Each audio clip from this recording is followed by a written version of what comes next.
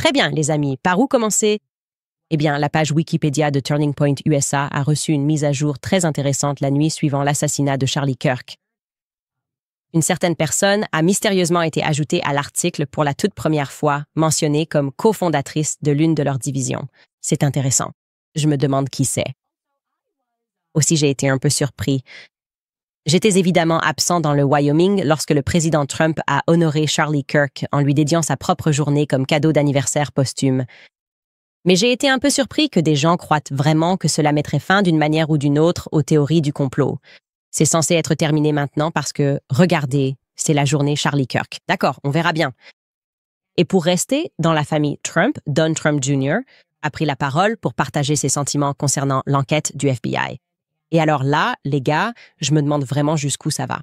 Cette histoire va vraiment parce qu'il n'y a pas un seul membre de la famille Trump qui aurait pu plus me contrarier avec ses commentaires que John Trump Jr. Bienvenue à nouveau sur Candace.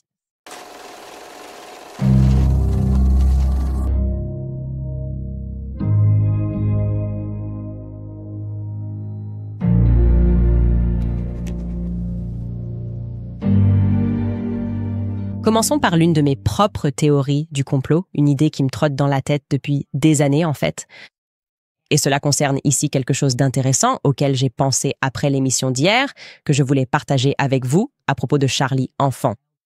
Charlie était évidemment un enfant extrêmement doué, à tel point qu'il était hyperactif. En fait, il a toujours été hyperactif. Ça n'a jamais disparu. Il ne pouvait pas rester assis. Il n'était jamais inactif. Il était toujours en train de faire quelque chose. Mais il était tellement doué que, bien sûr, les médecins ont immédiatement voulu lui prescrire des médicaments contre le TDAH. Parce que, eh bien, pourquoi est-il aussi hyperactif? Il y a quelque chose qui ne va pas chez lui. Donnons-lui des médicaments. Et heureusement, les parents de Charlie ont dit « Absolument pas. Vous n'allez pas droguer notre fils. » En réalité, il est doué. Et ils ont plutôt choisi de l'envoyer dans une école pour enfants surdoués. C'est le souvenir que j'en ai. Charlie m'a raconté cette histoire plusieurs fois. J'y ai repensé. C'était quelque chose qui m'occupe l'esprit ces derniers temps, qui vit dans ma tête. Parce que je crois vraiment, sincèrement, qu'on lui a probablement assigné des tuteurs de vie à partir de ce moment-là. Il se passe probablement quelque chose. Si tu vas dans une petite école façon X-Men et qu'ils voient à quel point tu es intelligent, tu fais partie d'un certain programme. J'étais un élève extraordinaire quand j'étais enfant, mais je pense que Charlie était dans une sorte d'école spéciale façon X-Men. Il surveille probablement ses enfants. Je crois en fait que la raison pour laquelle nous avons des tests standardisés, c'est pour que le gouvernement puisse repérer qui dépasse la norme, non? Qui dépasse la moyenne des esclaves? Il vaut mieux garder un œil sur celui-là. C'est juste mon soupçon, ma propre théorie du complot personnel. Je pense que quand j'étais enfant, assez grand pour passer des tests standardisés, parce que même quand on fait l'école à la maison, il faut passer des tests standardisés. Je vais me dire, il suffit d'avoir genre 70% pour qu'un agent du gouvernement soit envoyé sur nous. Bref, je veux revenir à l'histoire de Turning Point USA et vous parler de quelque chose qui me dérange à propos de Rob McCoy. Restez sur lui. En dehors du fait qu'il ment et qu'il se proclame pasteur, c'est le fait que moins de 36 heures après la mort de Charlie, moins de 36 heures à l'heure exacte de 22h34. À 22h34, heure de l'Est, le 11 septembre, la page Wikipédia de Turning Point USA a reçu une mise à jour plutôt intéressante. Le pasteur Rob McCoy, qui n'avait auparavant jamais été mentionné sur la page Wikipédia, a soudainement eu sa propre rubrique. C'est juste incroyable. Voyons maintenant cette nouvelle entrée. On peut lire. Rob McCoy et Charlie Kirk ont fondé ensemble Turning Point USA Faith, TPUS Faith. En plus d'être pasteur pentecôtiste dans la Calvary Chapel Association, McCoy est le coprésident de TPUS Faith. Aligné avec la droite chrétienne, McCoy a inspiré Kirk à fusionner le christianisme et le conservatisme social. Pendant la pandémie de COVID-19, McCoy s'est fait connaître pour avoir pris la parole contre les interdictions de tenir des services religieux en présentiel. Maintenant, la partie la plus difficile d'être moi, c'est que je suis arrivé à Turning Point USA, donc je repère ces mensonges très rapidement. Bon, non, Rob McCoy n'est pas la personne qui a inspiré Turning Point USA. En réalité, si quelqu'un devait être crédité pour cela, ce serait plutôt à l'époque, à Liberty University, en fait. Ces pasteurs, ces discussions, j'y étais. On devrait faire une sorte de division de la foi, peu importe ce que c'est. Il ne l'a pas inspiré. Et ce qui est si intéressant avec cette entrée, c'est que lorsque vous cliquez dessus, c'est là que vous voyez à quel point c'est absurde. Quand vous cliquez sur les annotations qui sont là, quand il est écrit qu'il est le cofondateur, de quoi parlez-vous? Depuis quand est-il le cofondateur? Et il est aussi indiqué qu'il était le président. Quand vous cliquez dessus, cet article qu'ils font passer pour une note, cliquez sur le 54, Skylar, pas le 55. D'accord.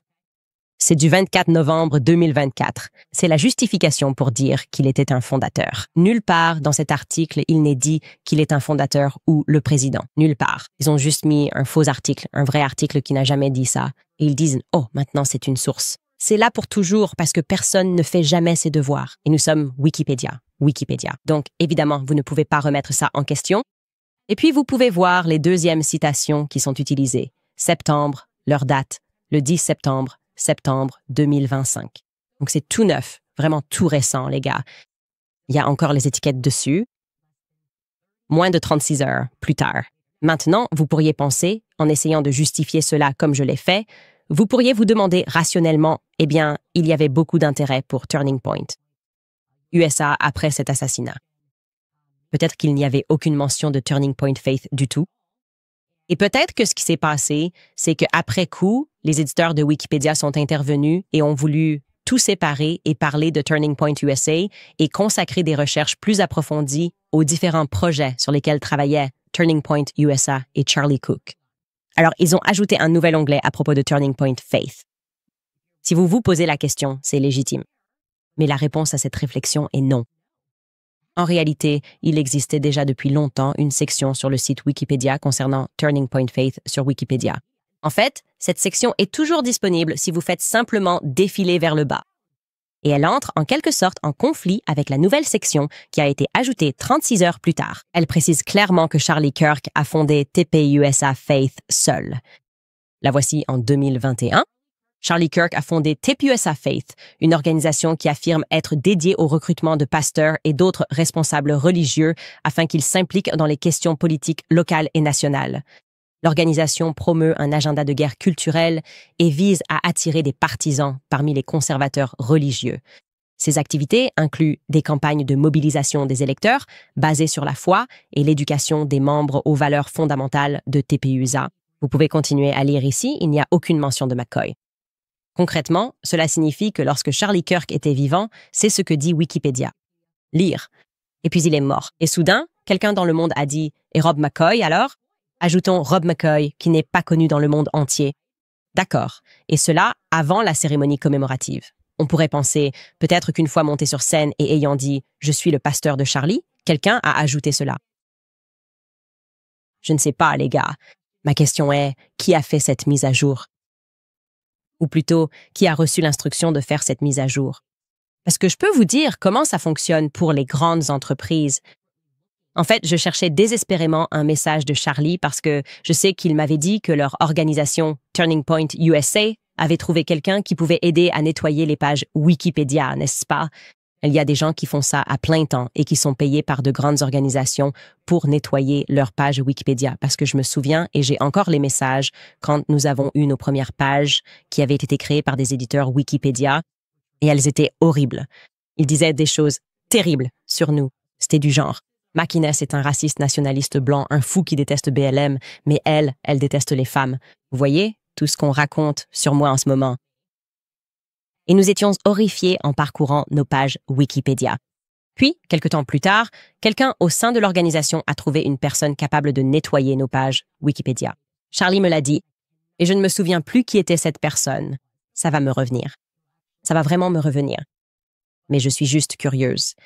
Vous pensez vraiment qu'une personne au hasard s'est sentie inspirée d'ajouter tout un paragraphe sur Rob McCoy 36 heures plus tard? Qu'est-ce que vous en pensez? Je ne pense même pas qu'ils avaient déjà annoncé qu'Erika Kirk était la présidente et la directrice générale 36 heures plus tard. Ça me paraît vraiment tôt. Moins de 36 heures, je devrais préciser, pour être très clair. Moins de 36 heures plus tard. Je ne pense même pas que le corps de Charlie était encore revenu en Arizona. Et pourtant, quelqu'un s'est donné cette mission. À Rob McCoy, en mentant et en affirmant, cette personne qui a écrit cela, qu'il était le fondateur, le cofondateur, le pasteur de Charlie. Non, ce n'est pas vrai. Le fondateur de TPUS Faith, l'inspiration derrière TPUS Faith. Non, ce n'est pas vrai. Il était l'un des conseillers nommés au conseil consultatif de TPUS Faith. Je sais qu'il est payé par TPUS Faith pour des sommets de pasteurs à venir où ils vont enseigner à d'autres pasteurs sionistes chrétiens comment utiliser la Bible comme un bouclier pour leurs idées politiques. Vous savez, c'est écrit ici même dans la Bible, ne suivez plus Tucker Carlson. Il n'y a pas d'autre façon de comprendre. La lettre de Paul aux Corinthiens, si ce n'est de ne plus suivre Tucker Carlson. C'est l'impression que j'ai, la direction que prenait ce tournant, et Rob McCoy allait sans aucun doute en tirer un avantage financier. Mes fondateurs? Depuis quand? Bref, tournons maintenant notre attention vers d'autres alliés, le président Donald Trump. Bien sûr, nous devons en arriver là parce que Charlie aimait vraiment Donald J. À toutes, d'accord? Il l'aimait. C'est incroyable de parcourir mes messages pour vraiment se rendre compte à quel point il lui a consacré toute sa vie. Et je veux dire, des nuits blanches, vouloir s'assurer qu'il soit élu, réélu, les élections de mi-mandat, être sur le terrain, porter une casquette MAGA. Nous étions partout. J'étais moi aussi à fond pour Trump. Je croyais vraiment en Trump. Je croyais vraiment que si les gens pouvaient se rendre compte à quelle vitesse les médias s'étaient retournés contre lui, cela pourrait être, vous savez, ce canal pour que les Afro-Américains comprennent qu'on nous manipule, parce que mon objectif, c'est tout ce qui concerne l'Amérique noire, n'est-ce pas? Et ce que je peux dire, c'est que dès l'instant où nous avons appris la nouvelle du décès de Charlie Kirk, j'ai su, spirituellement, que nous n'aurions jamais toute la vérité de la part des autorités, n'est-ce pas? Pas de la part des autorités. Je ne peux pas l'expliquer. C'est ce que je ressentais. Et puis, quand Trump s'est précipité pour tweeter ou publier sur Truth Social cette photo, une photo générée par IA de lui et Charlie avec l'étoile de David en arrière-plan. Je savais que l'enquête sur le meurtre de Charlie Kirk était officiellement terminée. C'est ça. Les autorités ne voulaient rien avoir à faire avec ça parce que il n'y avait personne de plus obsessionnellement insistant pour que les gens arrêtent immédiatement de poser des questions sur la mort de Charlie. Je veux dire, dès les premières heures, n'est-ce pas? Que les personnes dévouées au lobby israélien, n'est-ce pas?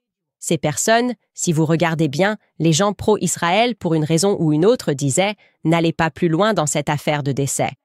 En fait, je vais vous lancer un défi. Faites-moi une faveur. Trouvez-moi juste un seul. Une personne pro-Israël dans la vraie vie qui exprime qu'elle ne croit pas que Charlie Kirk a été tué par Tyler Robinson.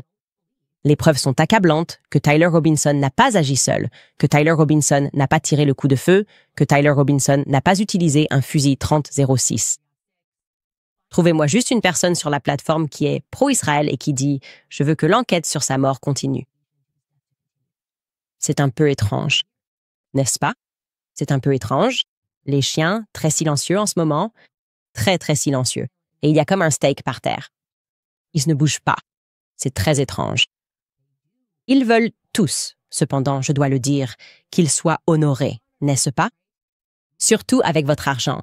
Ils veulent que vous donniez à Turning Point USA. C'est d'ailleurs la meilleure façon de l'honorer. Ouvrez vos portefeuilles. Ils n'ont pas assez d'argent là-bas, n'est-ce pas? Ils encaissent environ 100 millions par an. Ils n'en ont pas assez. Ouvrez vos poches, faites vivre son émission et ne posez pas de questions. Voilà évidemment la meilleure façon de rendre hommage à Charlie Kirk. Ils veulent le glorifier et ils ont immédiatement essayé de le glorifier comme le goy le plus judéo-chrétien de tous les temps. Droite? En gros, pourquoi ne pas lui avoir mis une kippa sur certaines de ses photos prises par l'IA? Ce serait plus logique. La direction, je veux dire, tellement instantanée, c'est comme essayer de bâtir un héritage, n'est-ce pas? Et dans cette optique, nous souhaitons que cela se produise. Par respect, et sans chercher à résoudre ce qui s'est passé, pour l'anniversaire de Charlie, le président Trump a promulgué une loi, ou plutôt institué un jour férié. Et il a décidé que le 14 octobre, jour de l'anniversaire de Charlie Kirk, serait une journée nationale de commémoration en l'honneur de Charlie Kirk. D'accord. Et je vais vous dire ce que j'en pense. Un véritable sioniste a infiltré mon club de lecture. Ce n'était pas nécessaire de payer $9 et 99 cents pour savoir ce que je pense de ça. Je ne comprends pas pourquoi les gens pensent que je cache ce que je ressens. C'est très étrange. Genre, depuis quand les gens se disent « Oh, il faut qu'on essaie d'écouter pour savoir ce qu'elles pensent vraiment ?» Je vais vous dire ce que je pense vraiment. Je trouve ça nul, d'accord? Ce que j'ai dit au club de lecture reste vrai. Ce n'est jamais bon signe quand les autorités fédérales veulent vous donner des vacances. Pas bon. Vous savez, un peu dans l'esprit de Martin Luther King, Je ne connais pas Martin Luther King Jr.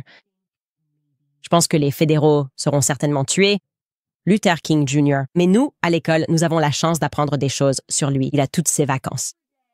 Oh, il était tellement génial, j'ai adoré ça. Le discours « I have a dream ». Ah, les fédéraux. Oh mec, tu es doué. Tu étais vraiment génial. C'est dommage qu'on ait dû te tuer. Je n'aime pas ça. Parce que la meilleure façon d'honorer Charlie Kirk est très évidente. Découvrons d'abord qui l'a tué. On fêtera la fête plus tard. Je veux d'abord savoir qui l'a tué. Et donc, ça me frappe. Je suis frappée par Trump et par le manque d'exigence, le manque de pression sur le récit. Trump s'est vraiment présenté, du moins à moi, quelqu'un qui a voté pour lui 2 fois. Il s'est présenté comme un individu qui ne faisait pas confiance à l'establishment fédéral. Ça semble être une occasion facile à saisir ici. Ton ami, il te considérait à bien des égards comme une figure paternelle, non?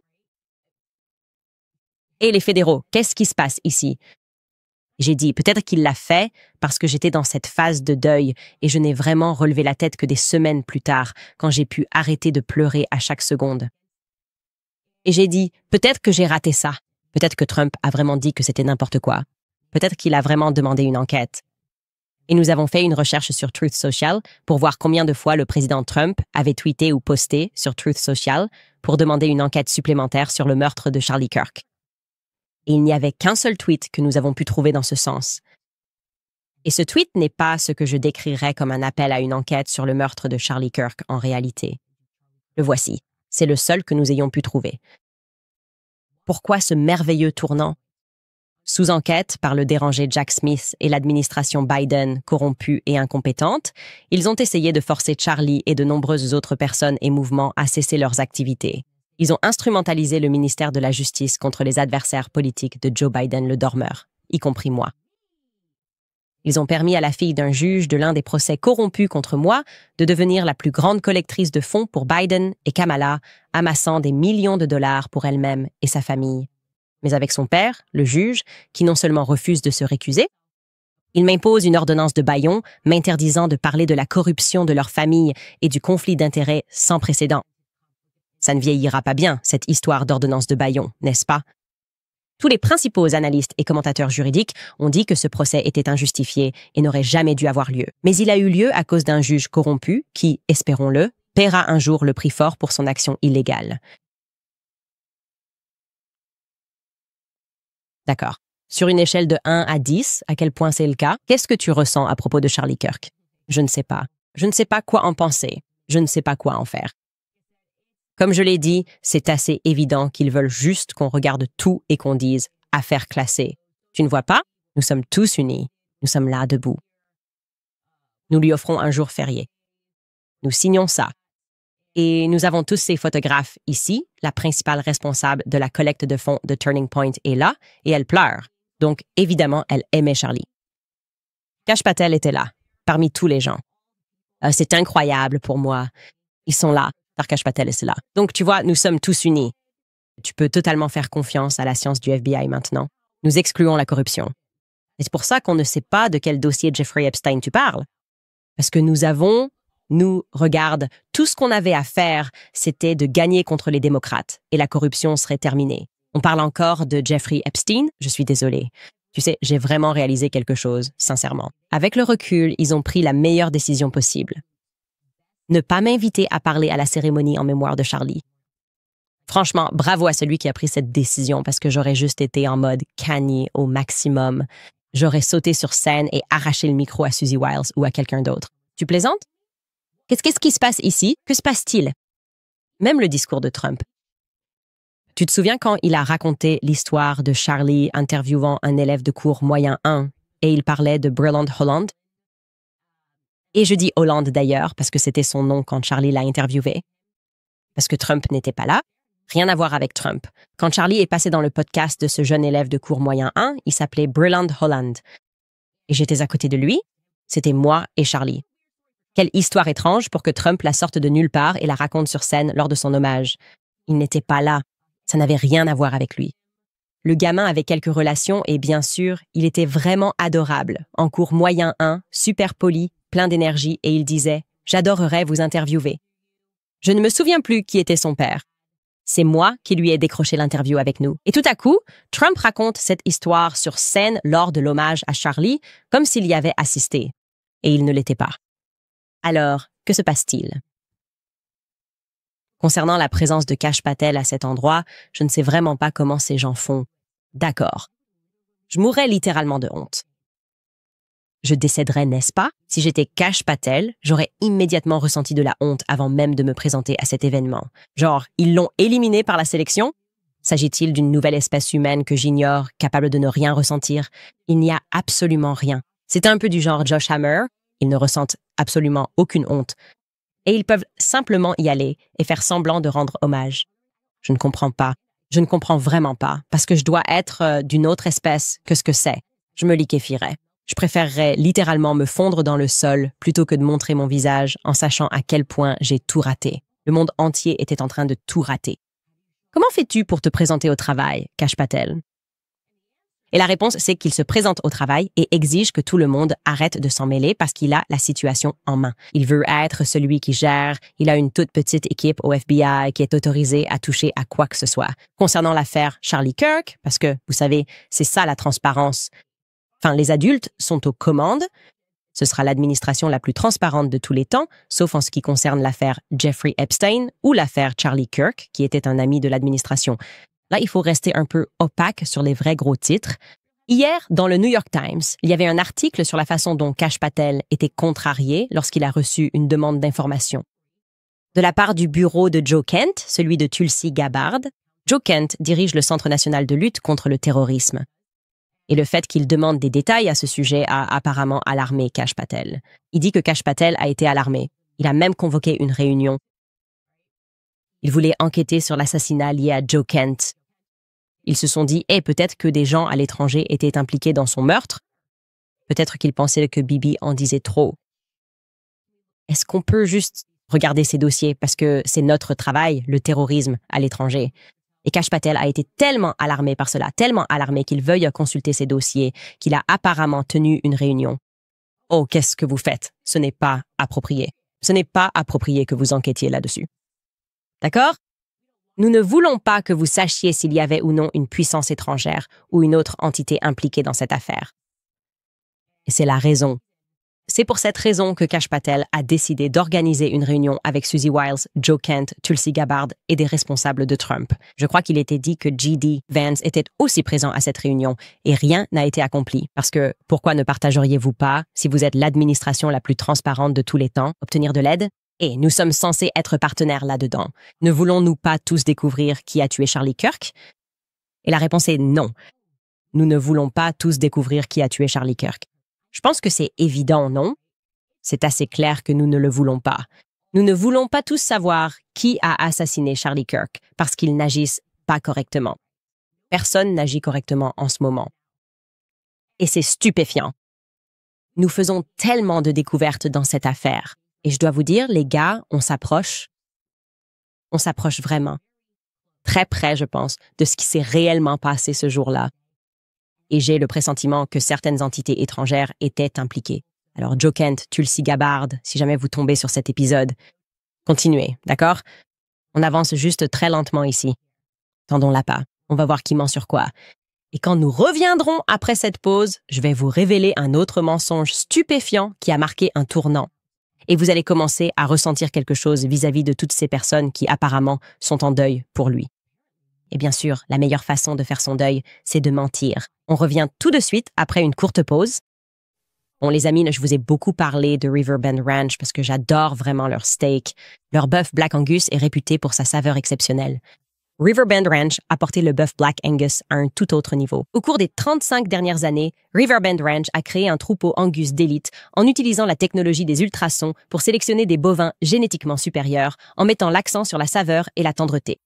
Chaque année, Riverbend Ranch fournit environ 850 taureaux Angus noirs d'élite, porteurs de ces gènes spéciaux, à plus de 260 éleveurs de l'ouest des États-Unis. Ranch. Ces ranchs partenaires reçoivent une prime substantielle de Riverbend Ranch pour l'élevage de ces veaux sans utilisation d'hormones de croissance ni d'antibiotiques. Et chaque automne, les veaux porteurs de ces gènes d'élite retournent à Riverbend Ranch pour passer l'été suivant dans de luxuriants pâturages de montagne. Ainsi, lorsque vous achetez chez Riverbend Ranch, vous soutenez non seulement les 64 cow-boys et leurs familles qui travaillent sur le ranch, mais aussi plus de 260 autres ranchs américains et les familles qui y travaillent. Il est né, élevé et transformé ici, aux États-Unis. Aucune des viandes n'est vieillie. À la perfection pendant 21 jours, expédié de leur ranch à votre domicile. Ce n'est pas du bœuf Angus ordinaire. C'est plus savoureux et plus tendre que le meilleur bœuf Angus que j'ai jamais goûté. En ce moment, si vous allez sur riverbendranch.com et utilisez le code promo Candice, vous bénéficierez de 20 $ de réduction sur votre première commande. Croyez-moi, vous allez être très impressionné. Alors rendez-vous sur riverbendranch.com et utilisez le code promo Candice. Je veux aussi vous rappeler American Financing, car le coût de la vie est toujours hors de contrôle. Il y a tellement de gens qui comptent sur les cartes de crédit pour couvrir les besoins essentiels. Si cette dette s'accumule pour vous, sachez avant tout que vous n'êtes pas seul. Les Américains doivent collectivement plus de 1000 milliards de dollars en dette de cartes de crédit. Vous avez peut-être déjà envisagé de contacter mes amis d'American Financing, mais vous avez peut-être hésité parce que vous ne vouliez pas renoncer au faible taux hypothécaire dont vous profitez actuellement. Bonne nouvelle, ils ont créé le Smart Equity Loan pour vous aider à gérer vos finances sans modifier votre prêt hypothécaire. Contrairement à une marge de crédit hypothécaire, ELOC, à taux variable, le Smart Equity Loan offre un taux fixe. Cela signifie un paiement mensuel prévisible, vous offrant la tranquillité d'esprit. Ce prêt vous permet d'utiliser la valeur nette de votre maison pour rembourser des dettes à taux élevé, libérer votre trésorerie et garder votre taux hypothécaire bas. Commencez en 10 minutes. Aucun frais initial ou caché. Alors appelez American Financing dès aujourd'hui et commencez à économiser. Le numéro est le 807 95 12 10. Encore une fois, c'est le 807 95 12 10. Ou rendez-vous sur americanfinancing.net/Owens. americanfinancing.net/Owens. Et je vous parle depuis un moment de ce nouveau navigateur Comet AI parce que combien de temps passons-nous tous sur le web? Combien de temps passons-nous à cliquer partout, à chercher, à faire défiler, à taper? Tellement d'onglets, c'est vraiment beaucoup. Ou alors, il y a ce nouveau navigateur web doté d'IA de Perplexity qui s'appelle Comet et qui change complètement la façon dont nous pouvons interagir avec nos navigateurs. Utiliser Comet, c'est comme avoir un assistant personnel qui vit à l'intérieur de votre ordinateur et il peut faire une multitude de choses pour vous sur Internet, littéralement faire des choses, pas seulement vous donner des réponses, mais il peut cliquer pour vous, taper pour vous, chercher, faire défiler. Disons que votre ami, I, vient d'avoir un bébé. Vous pouvez chercher les meilleurs cadeaux pour maman et pour bébé, puis passer la commande. Cela vous fait gagner du temps et vous permet d'être là pour les autres. Comet peut faire vos courses, réserver des voyages, résumer des articles ou vidéos, envoyer des emails, organiser des réunions et plus encore pour vous simplifier la vie. Reprenez le contrôle de votre temps en ligne. Téléchargez le nouveau navigateur web de Perplexity, Comet, et laissez-le travailler pour vous, pas l'inverse. Découvrez-le sur pplx.ai/Candice. Encore une fois, c'est pplx.ai/Candace. Très bien. Donc, Mikey McCoy est absent de l'émission Charlie Kirk. Il semblait pourtant très heureux de prendre cette place par la suite. Je pense que nous nous attendions tous, après que cette vidéo soit devenue virale, à ce qu'il s'exprime sur ses actions là-bas. Dès que Charlie a été filmé, Andrew Colvett, qui est lui aussi absent de l'épisode d'aujourd'hui du Charlie Kirk Show, nous a dit que c'était parce que Charlie avait été très explicite. J'ai été très explicite. Charlie a dit « Si jamais je me fais tirer dessus », lors d'un événement du côté gauche de mon cou, la première chose que je veux que tu fasses, c'est de ne pas m'aider, d'accord? Et comment pourrions-nous faire autrement que de faire confiance à la science ici? On doit juste faire confiance à la science. On ne saura jamais, d'accord? Parce que j'imagine qu'ils ne vont pas nous montrer les relevés d'appel, ils ne vont rien faire pour simplement écarter facilement toutes ces soi-disant conspirations qui sont malsaines. Je voulais vous montrer ce commentaire. Il était en fait sous son émission d'hier. Enfin, en réalité, c'était peut-être l'avant-veille, à propos des instructions particulières de Charlie à ses amis. N'est-ce pas? Ceci est un commentaire. Les instructions de Charlie sont vraiment insensées. Numéro 1, laissez-moi sans aide ni premier secours. Il ne lui a pas été administré de secours. J'ai les vidéos en gros plan de cela. C'est très étrange pour moi parce que c'est censé être leur domaine d'expertise. Aucune compresse n'a été sortie, rien, même pas la blessure sécurisée pendant qu'il le transportait à l'hôpital. Et je n'accepte pas, d'ailleurs, que ce soit parce que la situation était chaotique. Ils vous paient littéralement des millions de dollars par an pour savoir quoi faire, équipe de sécurité. Quand les choses deviennent folles. Êtes-vous toujours employé? Avez-vous échoué dans votre mission? Je ne sais pas. Nous allons le découvrir. Bref, sa deuxième instruction, écrit cette dame, filmez votre réaction en mode selfie. Charlie devait le vouloir. c'est ce qu'il aurait voulu. Je pense qu'il aurait voulu ça, je ne sais pas. Troisièmement, prenez toutes les cartes SD juste au cas où. Sécurisez les enregistrements et ne les révélez à personne, sauf aux fédéraux qui ont toujours été si dignes de confiance. Et quatrièmement, recouvrez rapidement la scène au cas où quelqu'un voudrait me rendre justice. Oui, ce sont vraiment des instructions, ça. Charlie Kirk avait-il de vrais amis? Qu'est-ce que vous en pensez? Parce que plus le temps passe, plus je suis en colère contre tous ceux qui mentent sur le moindre petit détail. Et je ne parle même pas littéralement des petites choses, n'est-ce pas? Même pas des grandes choses, mais des petites choses. C'est pour ça que le point de vue catholique, ça m'a tellement contrarié quand j'ai dit très doucement « Oh, on pensait qu'il était sur le point de se convertir. Il allait à la messe. » Et puis soudain, opération se moquer du pasteur ou se moquer de l'influenceur évangélique s'est déclenchée et ils ont tous dit « Ce n'est pas vrai. Ce n'est pas vrai. » Et je me dis « Qu'est-ce que tu veux dire? Ce n'est pas vrai. Ne sois pas absurde. Ne sois pas absurde. Pourquoi mentir? » Je repense à ce moment. Et je pense que c'était juste après la cérémonie commémorative, quelques jours après la cérémonie commémorative, quand Alex Clark a publié cette interview avec elle et Andrew Colvette. Et ils ont fait une sorte de séance d'autocritique à ce sujet. Ils disaient non, non, ils étaient tous les deux des évangéliques engagés. Et eux, lui et Erika. Et il aimait les encens, les cloches et tout ça. Il adorait l'architecture, mais il n'y avait plus de substance pour lui. J'ai vraiment eu du mal avec ça. Et j'ai encore plus de mal avec ça maintenant que je sais que Charlie Kirk se pose beaucoup de questions sur son enterrement. Pourquoi n'avons-nous rien vu au sujet de son enterrement? On a vu tellement de choses, puis plus rien. Et la raison pour laquelle c'est un grand secret bien gardé, c'est parce que Charlie a eu une messe d'enterrement catholique et il est enterré dans un cimetière catholique. Oui, il s'était, mais en réalité, c'était surtout pour l'architecture. Je veux que vous compreniez pourquoi ces petits mensonges. Je pense qu'on ne peut que supposer que c'est parce qu'ils s'inquiètent pour l'argent, non? Ils ne veulent pas contrarier exactement les mêmes personnes qui faisaient pression sur Charlie Kirk. Et j'adore quand ils disent « Oh, je crois qu'Andrew a dit dans cette interview qu'il ne représente qu'une petite partie de nos donateurs par rapport au reste de nos donateurs. » D'accord, mais est-ce qu'il signe les plus gros chèques?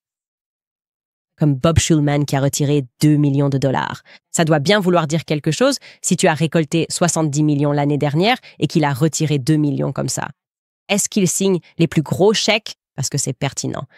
Je pense que la réponse à cela est oui. Je pense qu'ils ont insisté et font pression sur eux, comme on l'entend, pour maintenir l'idée que Charlie est mort pro-Israël.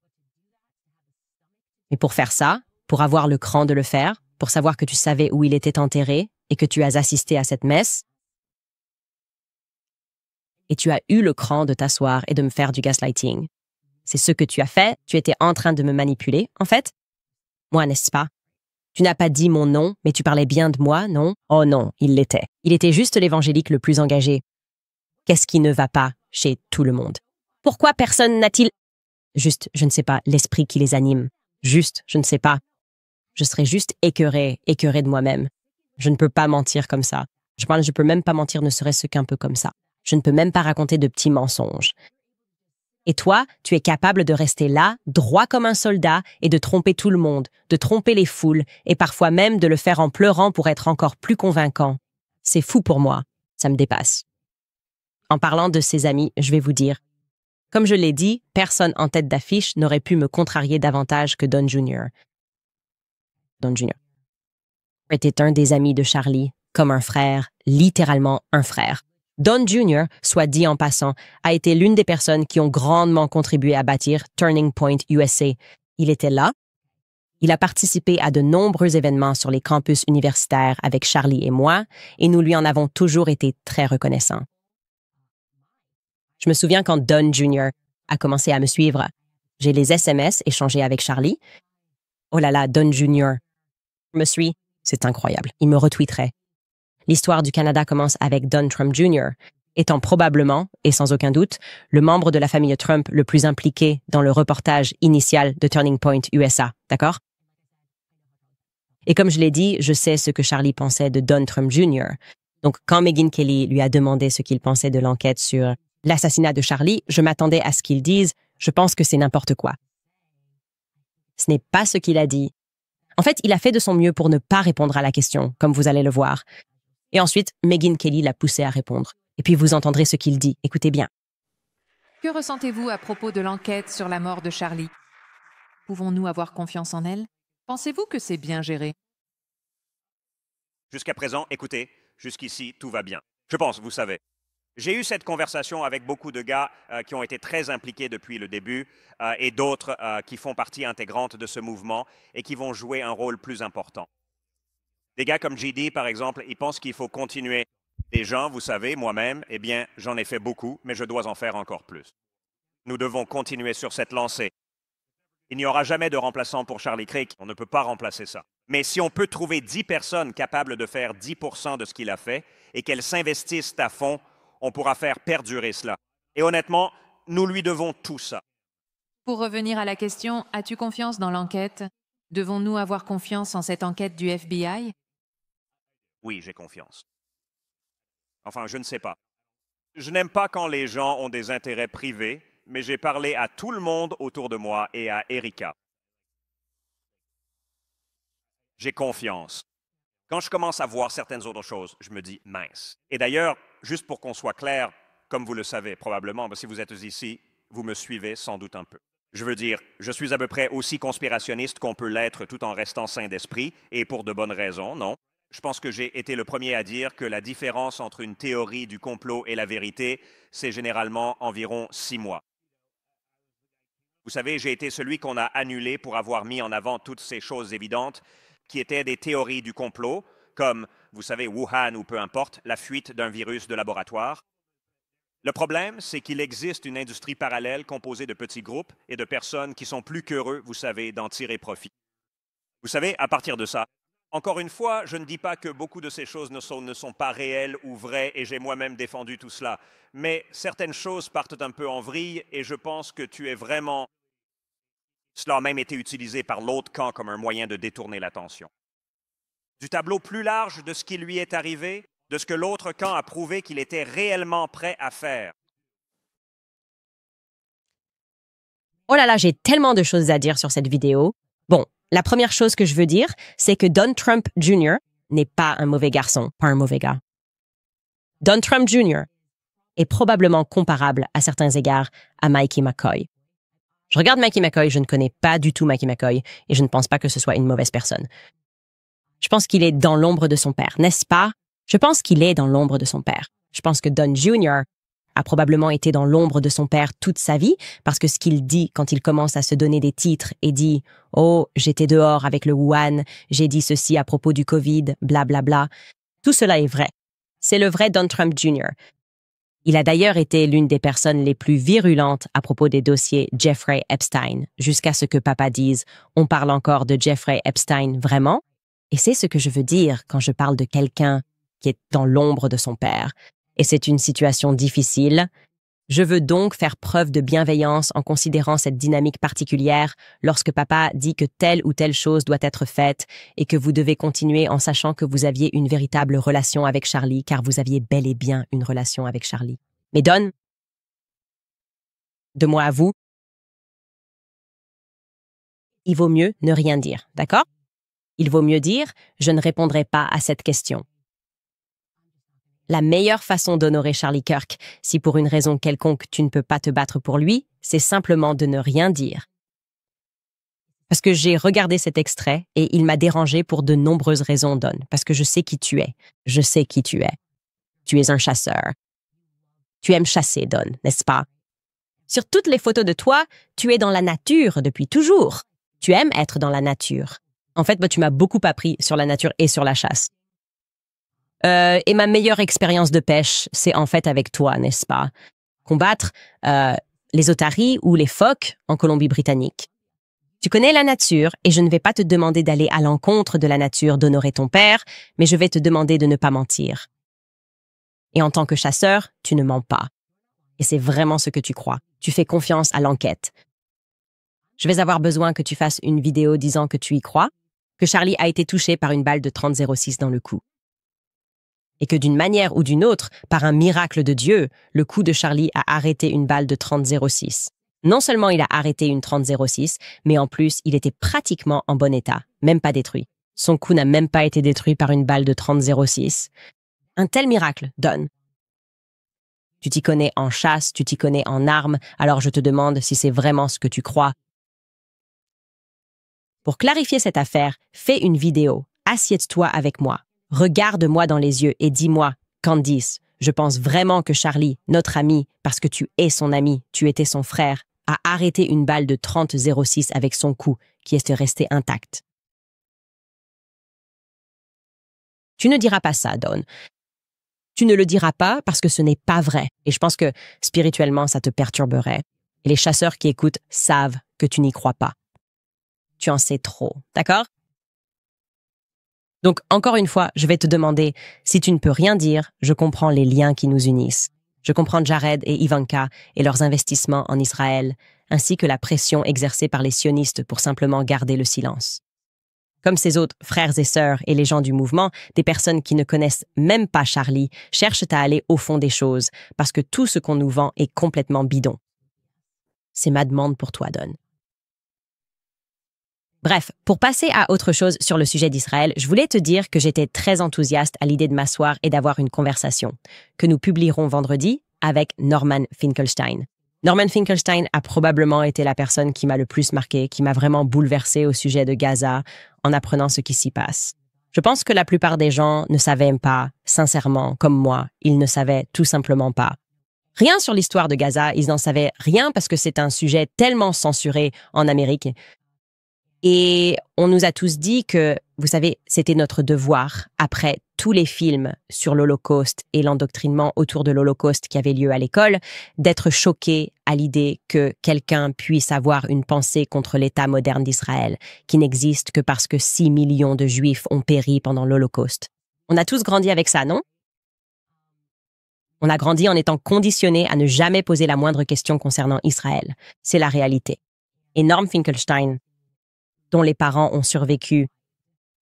L'un de ses parents a survécu à Auschwitz, c'est la raison pour laquelle je l'ai invité dans mon émission juste après le 7 octobre, peu de temps après, alors que je travaillais au Daily Wire. Ce qu'il m'a dit m'a horrifiée et m'a poussé à approfondir mes connaissances sur le sujet. Et j'étais tellement reconnaissante d'avoir pu m'asseoir à nouveau avec lui, cette fois-ci dans ma propre émission dont j'étais totalement propriétaire. Et je vais vous montrer une petite bande-annonce. Écoutez. Le magazine The Economist. Elle décrit Gaza comme, je cite, un dépotoir humain. Le principal organisme des Nations Unies, un responsable à Gaza, l'a décrit comme, je cite, une décharge toxique.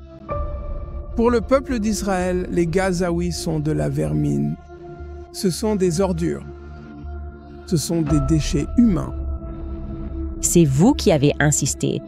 Totalement. Il a insisté sur le fait que nous avons tous un point de vue. Le 7 octobre, quand nous avons regardé et percé ce voile, nous nous sommes dit « Oh mon Dieu, comment ai-je pu être aveugle ?» Et maintenant, vous voulez que nous nous taisions. Il y a un problème ici. Une classe de milliardaires suprémacistes juifs utilise désormais ouvertement l'argent comme une arme de chantage pour faire taire non seulement les critiques envers les juifs, mais aussi pour faire taire les critiques d'un génocide en cours.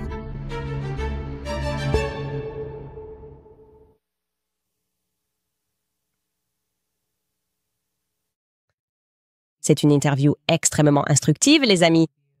Nous avons discuté de tout pendant un peu plus de 2 heures. Et si vous êtes quelqu'un qui est dans l'incertitude sur le sujet, j'étais moi-même dans l'incertitude il y a quelques années.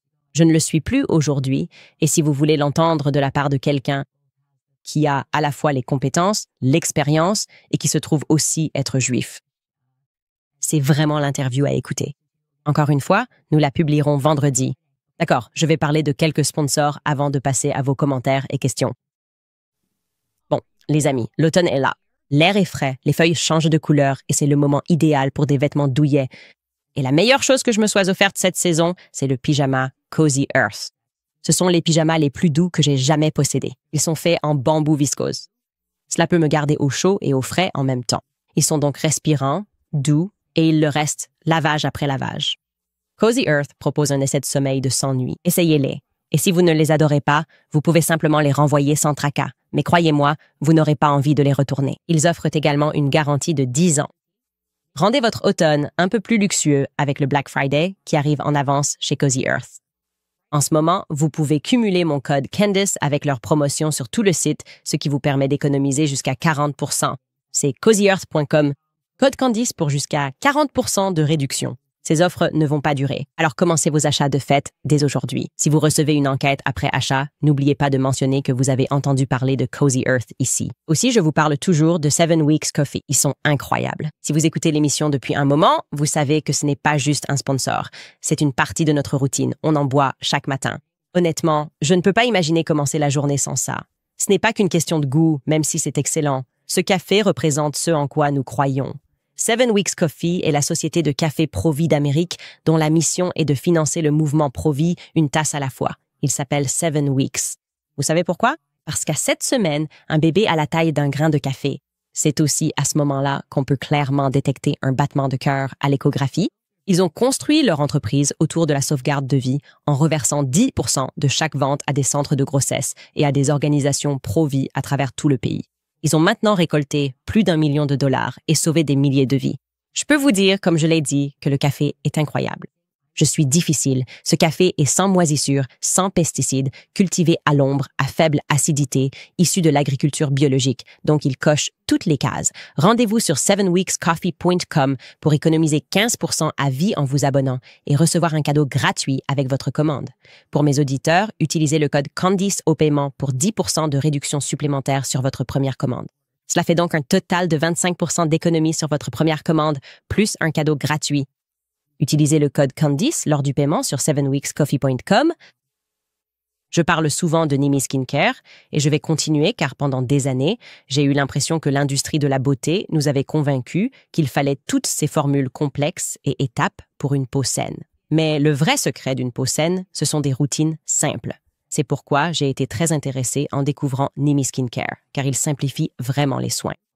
Ils ont construit l'une de leurs gammes les plus populaires autour de l'un des ingrédients les plus riches en nutriments et les plus biodisponibles au monde, le suif de bœuf nourri à l'herbe. Le suif est un secret ancestral traditionnel. Sa composition est incroyablement similaire à celle des huiles naturelles de notre peau, ce qui signifie que votre peau le reconnaît réellement. Ce n'est pas un revêtement chimique. C'est une véritable source de nutrition. Mimi propose 2 produits de leur gamme Tallow que vous devriez connaître. Tout d'abord, votre hydratation quotidienne. Il y a la Sunshine Tallow Cream, votre crème hydratante incontournable. Légère, elle s'absorbe vite et ne laisse pas de sensation grasse. Ils ont associé ce suif à de l'aloe vera apaisant et à de l'huile de jojoba, que j'adore. C'est parfait pour le visage et le corps afin de créer une barrière cutanée forte et résistante contre les agressions du quotidien. Et puis, pour les zones à problème, ils ont le Buzzin Tallow Balm. C'est un baume ultra riche à base de suif et de cire d'abeille qui forme une barrière protectrice. Il hydrate et protège la peau des agressions, favorisant sa régénération. C'est un soin simple, pur et très efficace. On met l'accent sur des ingrédients bénéfiques pour la peau, fabriqués aux États-Unis. Pour commander, allez sur nimiskincare.com, découvrez la gamme Talal et utilisez le code Candice, 10 pour 10% de réduction. C'est NIMI skincare.com. Très bien, donc hier dans les commentaires, quelques personnes ont demandé ce qu'était la nouvelle relique derrière moi. Et je peux rapidement vous expliquer comment je l'ai obtenue. Évidemment, elle est nouvelle. Quand nous étions dans le Wyoming, nous avons voyagé avec des prêtres. C'est quelque chose que mon mari et moi avons commencé à faire il y a 2 ans, pas l'année dernière mais celle d'avant, et cela a enrichi notre expérience, le fait de voyager en famille, de prendre le temps de faire le point avec soi-même, de réfléchir aux choses d'un point de vue théologique et aussi de ressentir un sentiment de protection en pouvant prier. Je sais que j'ai reçu tellement d'emails et de commentaires de personnes qui se sont senties interpellées. Sauf pour une raison que vous ne connaissiez même pas. Des gens disaient « Je ne suis pas allé à l'église depuis 45 ans et après avoir vu Charlie se faire assassiner, j'ai su qu'il fallait que j'aille à l'église. » N'ignorez pas cela. D'accord? Vous n'êtes pas comme un sac en papier flottant dans le vent. Comme le dit la chanson de Katy Perry, vous avez bel et bien un esprit. Et ce que vous ressentez, tout le monde a l'impression que nous sommes dans une sorte de combat spirituel. Maintenant, vous commencez à vous réveiller. J'ai l'impression qu'en ce moment, beaucoup de gens commencent à se réveiller et à réaliser que quelque chose ne va pas. Je veux dire, les gens me demandent, vivons-nous dans une matrice ou un complexe militaro-industriel? Vous voyez que quelque chose ne va pas? N'ignorez pas votre instinct à ce sujet, d'accord? Vous ne descendez pas de l'Homo sapiens, de l'Australopithèque. Ce n'est pas l'histoire de l'homme. Ce n'est pas l'histoire de l'homme. Ce n'est pas de là que vous venez. Comme je l'ai dit, vous avez un esprit et il y a plus que cela. Il y a plus. Bien sûr qu'il y a plus. Bien sûr qu'il y a une vie après la mort, d'accord? Et l'idée qu'ils veulent que vous croyiez, c'est non, non, non, c'est tout. Vous êtes ici pour environ 80 ans, alors vous feriez mieux d'être égoïste et de nous laisser vous asservir ici, là où nous avons le pouvoir. Je parle de ces démons contre lesquels nous luttons, là où nous avons le pouvoir en vous poussant à compromettre vos valeurs, à compromettre qui vous êtes, à vendre votre âme dans certains cas, n'est-ce pas? Ce n'est pas une expression. Des gens, nous l'avons constaté, ont littéralement vendu leur âme. Ils ne comprennent pas cela. Ils ne le comprendront qu'à leur mort. Ils réaliseront ce que cela signifie réellement. Ils comprendront que l'enfer, c'est pour l'éternité. Et comment nous en sommes arrivés là, l'histoire de Saint Michel menant les anges au ciel, la grande bataille céleste, terrassant Satan et les anges qui le suivaient, tout cela est bien réel. Et Saint Michael est une prière de protection que je ressens comme très puissante. C'est une prière très puissante que nous récitons chaque dimanche à la messe. Et je pense que rien que la façon dont ça commence, Saint Michel, défends-nous au combat, soit notre protection contre la méchanceté et les pièges du diable. Que Dieu le réprimande, nous le prions humblement. Et toi, prince des armées célestes, par la puissance de Dieu, précipite en enfer Satan et tous les esprits mauvais qui rôdent dans le monde à la recherche de la ruine des âmes. Amen. C'est une prière puissante. Et nous y sommes. Nous avons besoin de protection, d'accord. Mais je crois fermement qu'une fois de plus, le bien et la lumière vont triompher. Je le ressens. Et beaucoup d'entre vous le ressentent. Et j'adore recevoir vos emails où vous me racontez vos rêves. Des personnes à Turning Point ont fait des rêves. Il y a une jeune femme qui m'a envoyé un email et m'a dit « Candice, je dois absolument te raconter. La semaine précédant tout cela, j'ai fait un rêve très vif à propos d'une certaine personne de l'entreprise et de 6 serpents qui l'entouraient. Et je ne savais pas que Charlie allait être assassiné. » Et cette personne a raconté son rêve en détail. Et il y avait beaucoup de personnes qui, pour une raison ou une autre, rêvaient du chiffre 6, que ce soit en lien avec l'arme ou autre chose, c'était toujours le 6 qui apparaissait. Donc, je me fie un peu à cette impression qu'il pourrait y avoir 6 personnes qui l'ont trahi à la fin, parce qu'il y a eu un peu trop de rêves de ce genre venant de gens du monde entier. Faites confiance à votre instinct, n'ignorez pas vos rêves, n'ignorez pas votre intuition. Bref, voici encore quelques commentaires que nous avons ici. Max Hardy écrit « Salut Candice, j'ai 16 ans et je fais l'école à la maison. Je regarde chaque épisode. Nous prions pour ta protection. Je viens d'acheter Blackout, le livre, je termine The College Scam et ensuite je devrais absolument prendre le livre de Josh Hammer parce que Charlie l'a soutenu et voulait que tout le monde le lise. Non, bien sûr, évidemment. Tu plaisantes? Genre, tout de suite. C'était en gros ses derniers mots. C'est ça. Et puis, tu sais, c'est ce qu'il a dit. Josh Hammer, vends ton livre quoi qu'il arrive, mec. C'était aussi sur sa liste d'instructions. Maria Garcia écrit « Candice, qu'est-ce que ça veut dire être le David de Charlie? Je pense que ça veut probablement dire qu'on doit terrasser quelques Goliaths. Que Dieu te bénisse. Qui sait? Je veux dire, je n'ai jamais... Nous n'aurions jamais pu imaginer le poids de ces rêves. Mais je pense que ce que j'en retiens, ce que j'ai compris et pourquoi cela m'a fait pleurer quand j'ai réalisé que ce moment avait eu lieu, c'est qu'il savait que sa vie serait courte et il savait que, pour une raison ou une autre, j'allais être la seule à le défendre publiquement. Celle qui irait en guerre contre tout le monde. Et je le pense vraiment contre tout le monde. Je m'en fiche tout simplement. Vous n'avez pas le droit de faire ça. Donc vous n'avez pas le droit de m'obliger à regarder quelqu'un avec qui j'ai grandi prendre une balle dans la gorge et ensuite me dire de me taire. D'accord, il doit bien y avoir des règles ici. Vous n'avez pas le droit de faire ça et vous êtes en train de perdre. Vous le sentez, n'est-ce pas? Vous sentez que l'énergie n'est pas de votre côté. Il y a une raison à cela. Il n'y a aucune énergie derrière vous.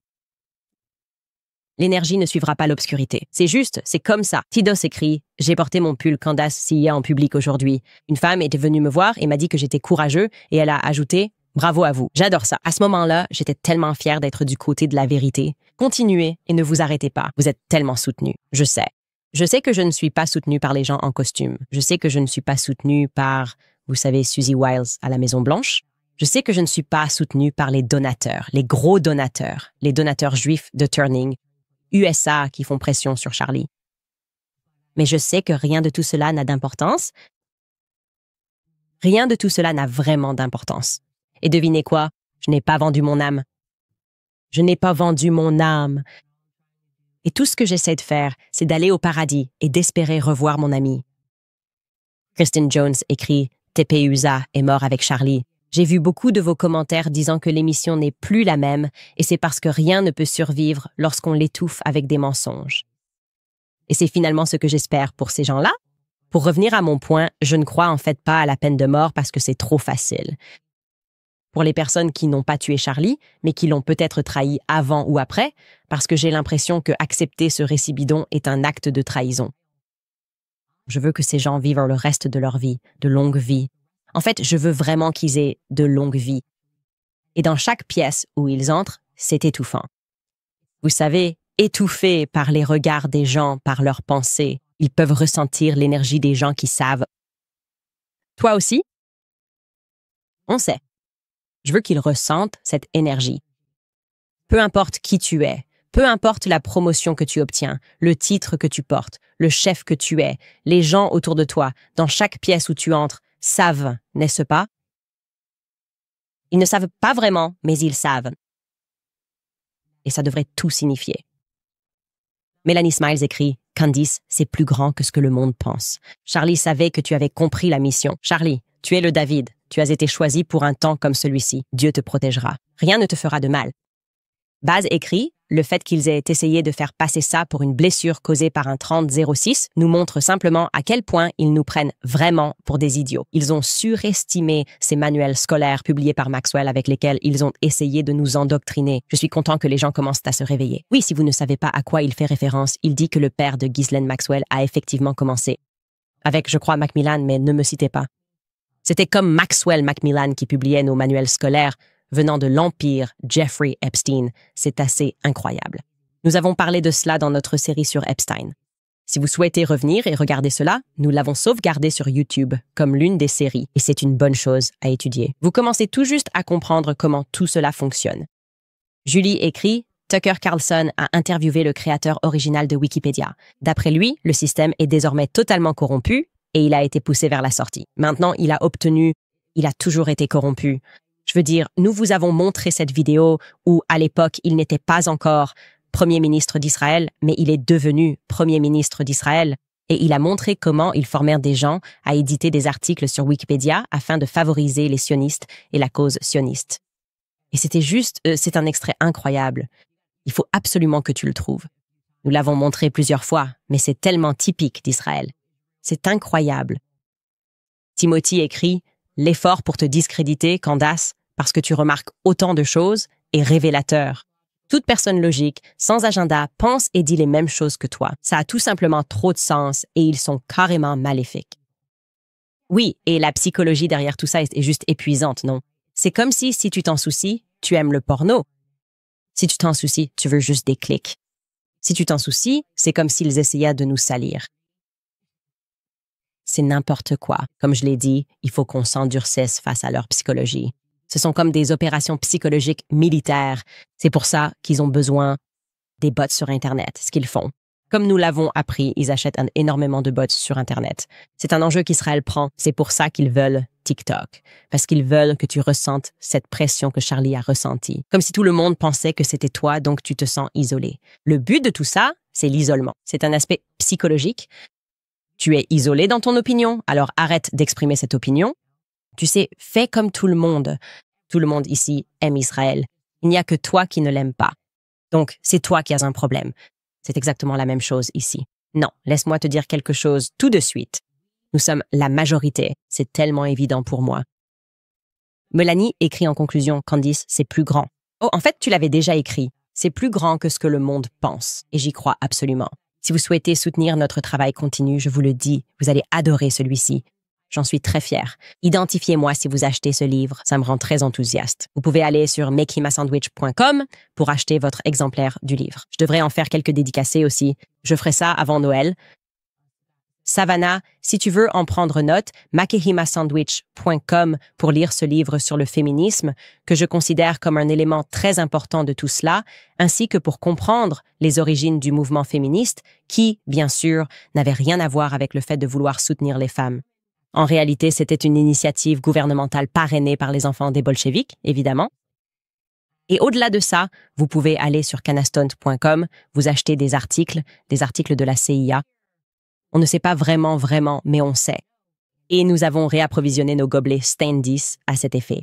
Alors merci beaucoup à vous tous pour tout votre soutien. Je suis remarquablement lucide à ce sujet. Je suis en fait très positif à ce sujet. Mes rêves ont été positifs. Et je sais que nous avançons, que nous nous rapprochons petit à petit de découvrir la vérité sur ce qui s'est passé. Et cela va, lorsque le monde apprendra la vérité, avoir un effet radical sur l'humanité. Donc Charlie n'est pas mort en vain. On se retrouve demain, les amis.